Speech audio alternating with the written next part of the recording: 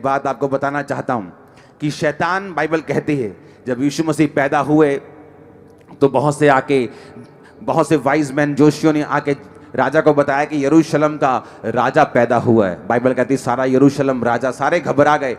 उन्हें लगता कि शायद ये फिजिकल राजा की बात कर रही, शायद कोई शारीरिक राज्य की बात कर रही। अरे परमेश्वर का राज्य जो था वो शारीरिक नहीं था, वो आत्मिक राज्य की बात कर रहा था। आमीन।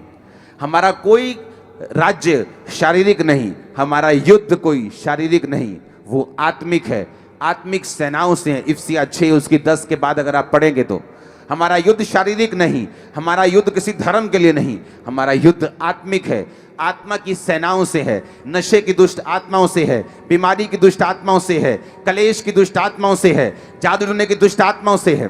बाइबल कहती है शैतान को मालूम हो चुका था कि यीशु मसीह पैदा हो चुके हैं। राजा ने कहा जाओ और जब तुम्हें मालूम हो जाए वो कहाँ पैदा हुआ मुझे बताओ। और जब वो गए और यीशु मसीह को देखा, उसे सोना, लोबान और गंधरस की भेंट चढ़ाई। सोना का मतलब था राजा, कि वो राजाओं का राजा होगा आने वाले समय में। गंधरस का मतलब, लोबान का मतलब याजकों को चढ़ाई जाने वाली पवित्र चीज, जो परमेश्वर को चढ़ाते थे, जो याजकी एक प्रतीक था। लोबान सुगंधित वस्तु और गंधरस एक कड़वी वस्तु जो उसके क्रॉस का प्रतीक था।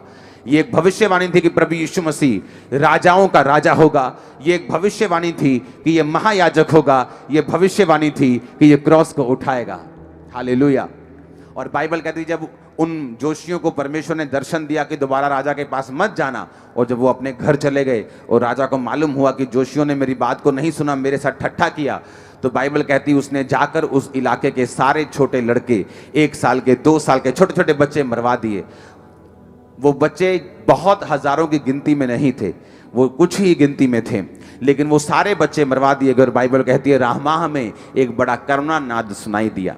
मैं आपको ये बातें इसलिए कह रहा हूं कि जब शैतान को मालूम होता है कि कुछ मुक्ति का काम होने वाला है, जब शैतान को मालूम होता है कि लोग नशों से आजाद होंगे, जब शैतान को मालूम होता है कि लोग मुक्ति की ओर अब चल पड़े हैं, बाइबल कहती है वो हमेशा इस प्लान को डिस्टर्ब करने की कोशिश करता है, हमेशा मार कुटाई करने की कोशिश करता है। लेकिन शैतान इस बात को कान खोल के सुन ले, परमेश्वर उससे 10 कदम, 100 कदम, 1000 कदम आगे होते हैं।